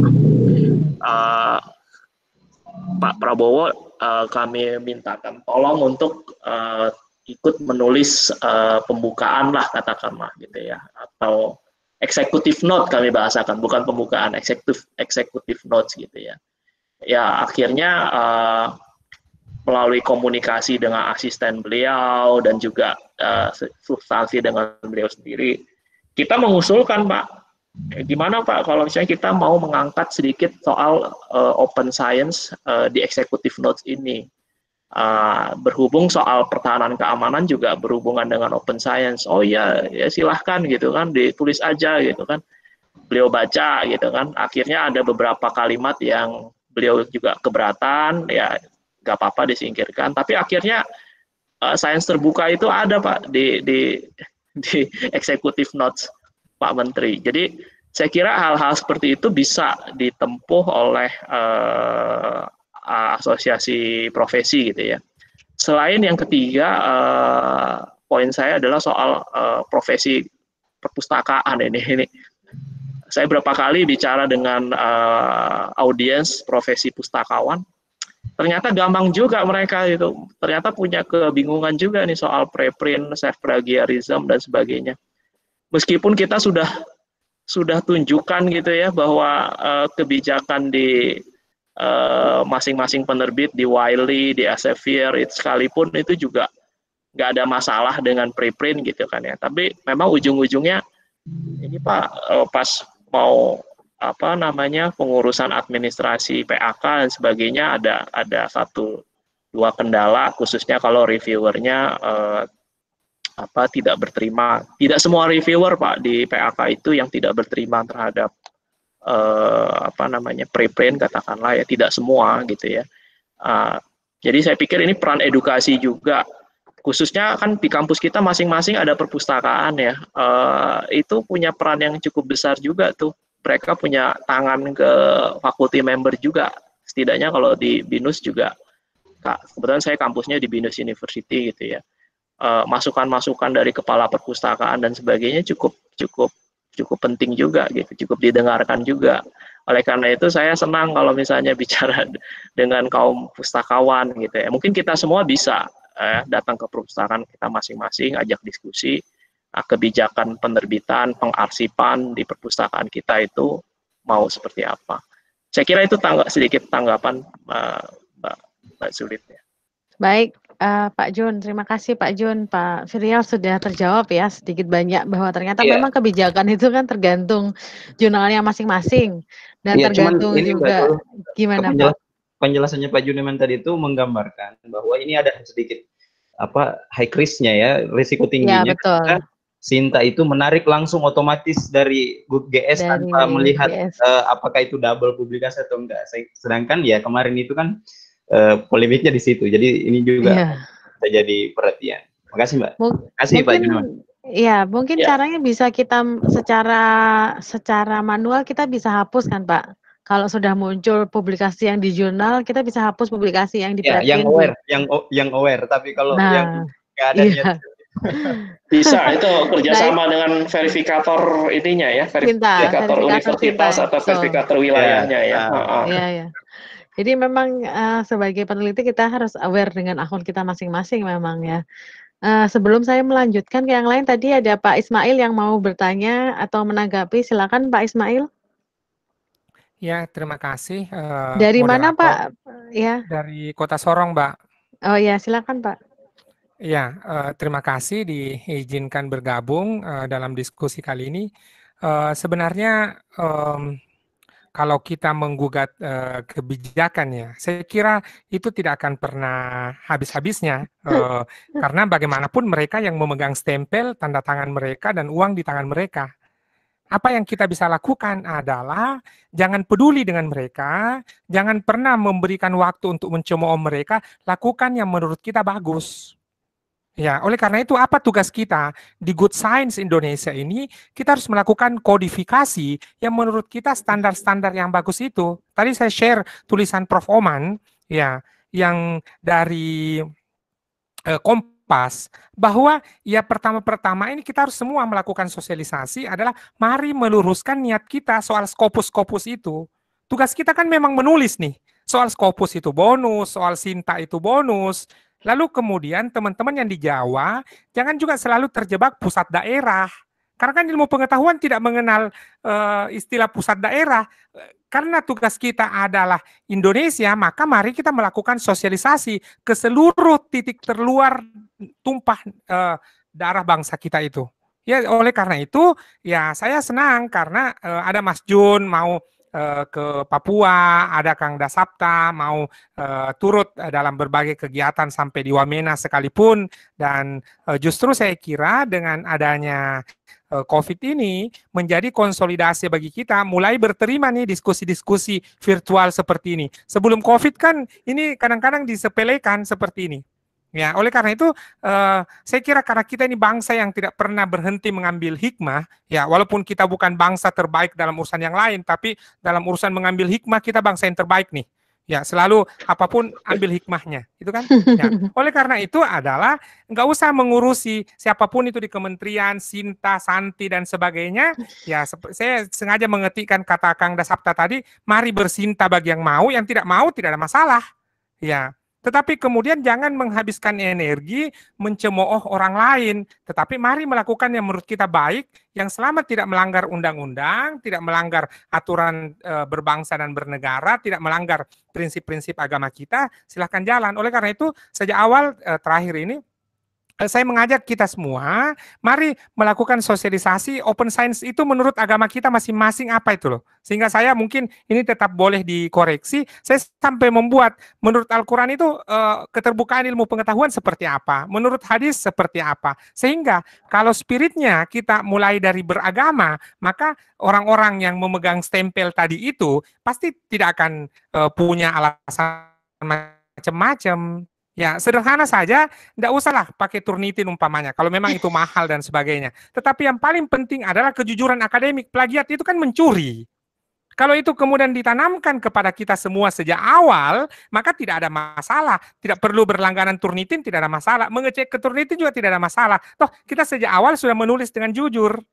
Ya, saya kira itu aja Mbak. Saya komentar saya bahwa saya senang dengan adanya diskusi-diskusi good open science ini dan sebagainya, adanya instrumen RIN-Archive dan sebagainya, tetapi saya kira tentu kita tidak bisa berhenti ya bahasa media sosialnya, kita jangan pernah lelah menyuarakan apa yang menjadi pesan-pesan kita kepada masyarakat akademik yang lainnya. Ya, lalu orang Indonesia itu kalau badminton bisa juara dunia, tapi kalau kemudian sepak bola tidak bisa juara dunia. Kenapa? Kita tidak bisa saling percaya antar kita sesama kita. Oleh karena itu, dengan adanya good open science ini, mari kita mulai membangun trust. Jangan mudah menuduh orang lain, sekalipun kita berbeda pandangan. Tetapi justru boleh jadi kita mari mengajak mereka supaya kita bisa bekerja sama, berkolaborasi, bersinergi, dan itu yang dibutuhkan dari bangsa ini. Bukan kemudian saling menganggap bahwa pendapat saya paling benar, bahwa boleh jadi apa yang saya utarakan ini mengandung kebenaran, tapi tentu mengandung aspek kekeliruan lebih banyak. Terima kasih Mbak Lydia itu. Sama-sama Pak Ismail dari Sorong. Ya, sebenarnya tidak ada yang menggugat pemerintah ya, cuman kita memberikan angle yang berbeda mungkin supaya tolak ukurnya itu tidak hanya citasi, tapi beberapa hal yang lain. Demikian. Terus kemudian saya pribadi menanggapi Pak Cahyo untuk asosiasi, ya. Sebenarnya di RJI sudah akan ada indeksasi versi RJI yang akan menggandeng Bapak Ibu yang ada di asosiasi. Jadi nanti saya akan jawil Pak Juni, saya juga akan jawil Pak Cahyo, dan mungkin Bapak Ibu yang punya asosiasi yang bisa kerjasama dengan RJI. Jadi rencananya ini akan di-launching dalam beberapa bulan, dan dalam indeksasi ini yang paling penting adalah substansi, dan yang mengukur substansi dan yang menjadi verifikator dari substansi adalah para asosiasi, sehingga bayangan kami di RJI itu adanya kesinambungan antara peneliti dan praktisi. Yang selama ini mungkin kita berada di boat yang berbeda, tapi karena karena ada keinginan untuk menyambungkan boat ini supaya tidak, peneliti di kampus itu kan kadang-kadang dibilang seperti menara gading ya, sehingga banyak friksi antara kita, baik akademisi maupun praktisi. Akademisi dan praktisi itu saling berfriksi begitu. Jadi ketika nanti asosiasi bisa digandeng oleh RJI yang notabene adalah komunitas, bukan akademi, yang juga akademisi, asosiasi akan diminta untuk membaca, mereview jurnal-jurnal dan artikel yang ada di dalamnya, kemudian memberikan rekomendasi bentuknya ya, bukan akreditasi, bukan, tapi rekomendasi. Oh, jurnal ini bisa diaplikasikan di dalam kepraktisannya itu berapa persen dan sebagainya. Hanya sebuah rekomendasi dan mind map saja. Dan semoga ini butuh dukungan dari semua orang, dan ini juga butuh data yang terbuka supaya sinambung dalam artian perkembangan ilmu pengetahuannya bisa berkesinambungan dan semua orang bisa mengakses data penelitian yang sebelumnya. Saya membayangkan bahwa saya tidak harus mengumpulkan data yang baru untuk melakukan penelitian yang berbeda yang dilakukan oleh promotor saya misalnya. Nah, baiklah Bapak Ibu, saya rasa diskusi kita ini sudah cukup panjang, sudah 1,5 jam lebih. Silakan bagi ada yang mau menanggapi, masih ada mungkin ada spare waktu sekitar 10 menit. Kalau tidak ada mau lagi, mungkin Pak Erik mau bicara dulu atau Pak Cahyo mau menanggapi. Dan ya ini saya cek di chat, memang asosiasi penting, tapi kalau gerakannya tidak top down agak susah. Nah ini kita harus mencontoh yang di Amerika Latin tadi ya, mereka top down dan bottom up. Kita coba yang bottom up dulu sambil kita sudah ada di note menteri katanya Pak June tadi. Kita sudah ada di note menteri komunitas sains terbuka, sudah ada di note menteri, dan RJI dulu sudah menjalin hubungan yang baik dengan Ristek. Jadi kita bisa buka lagi hubungan seperti itu, dan Bapak Ibu sebagai pengelola jurnal maupun autor, peran Bapak Ibu sangat penting untuk memberikan wacana dan edukasi supaya apa yang kita bicarakan ini teramplifikasi ke orang di sekitar Bapak Ibu, supaya mereka paham apa sains terbuka dan apa preprint dan kenapa penting dan sebagainya. Ada closing statement mungkin dari teman-teman yang ada di sini? Kalau Pak Cahyo? Saya mau closing, Mas boleh? Andri. Mas Ya, Andri terima mau kasih Mas Andri closing? sudah Mas Andri kayaknya udah live. Dan Mas Andri dan teman-teman sudah mengupayakan keterlibatan asosiasi. Saya juga mendorong di asosiasi, walaupun itu memang tidak mudah. Tadi ada yang menot tidak Betul, mudah. Betul, saya setuju itu tidak mudah sekali karena tidak memang mudah. Iklim riset dan publikasi kita itu memang belum begitu belum begitu matang. Jadi memang semangatnya masih tidak merata, dan saya setuju tadi statement dari Kanda Waiki luar biasa. Ya, kita punya frekuensi yang sama untuk, paling tidak kita punya frekuensi yang sama untuk berkolaborasi, itu yang jauh lebih penting, dan kita tidak mendorong bahwa kita harus yang tampil di depan. Itu yang saya rasakan di komunitas ini. Jadi itu adalah salah satu fondasi yang menurut saya akan mengakselerasi kita, termasuk saya sangat mengapresiasi Pak Indro dan teman-teman di LIPI yang juga kemudian mengaktifkan Green Archive ini. Itu memang tidak mudah juga, tapi saya melihat itu ya tadi, ini untuk kepentingan bersama. Jadi setuju tidak ada lagi yang lebih maju dan tidak lebih maju, Jawa, luar Jawa, dan itu sebenarnya sudah harus dihilangkan dari pola pikir kita, karena ya kalau kita sudah berbicara dalam konteks keindonesiaan, ya itu berarti tugas bersama gitu ya. Ya, sekali lagi saya ucapkan terima kasih ke Mas Andri dan kawan-kawan. Sama-sama. Mudah-mudahan depan bisa lebih sukses lagi, kita bangun kolaborasi yang lebih baik lagi. Matur nuwun Mas dan teman-teman. Baiklah Bapak Ibu, Pak Juneman mau ada ditambahkan? Atau teman-teman yang lain mungkin ada yang mau ditanyakan dan ditanggapi? Kalau tidak ada, maka saya cukupkan diskusi kita hari ini. Jadi saya berterima kasih kepada Open Festival yang sudah memfasilitasi kegiatan ini selama 1 minggu, dan kita di Indonesia dapat slot yang hari Jumat, dan semuanya tentang gerakan untuk terbuka. Jadi Open Fest ini bisa Bapak Ibu akses di Open Fest, dan rekaman kita ini juga akan ada di sana dalam waktu dekat. Baiklah Bapak Ibu, demikian acara kita hari ini. Saya tutup dengan bacaan hamdalah. Terima kasih sudah bersama dengan kami hari ini. Tetap yang berminat untuk gabung di komunitas Sains Terbuka bisa follow Twitternya yang tadi sudah saya share screen. Terima kasih. Wassalamualaikum warahmatullahi wabarakatuh. Waalaikumsalam. Waalaikumsalam warahmatullahi wabarakatuh.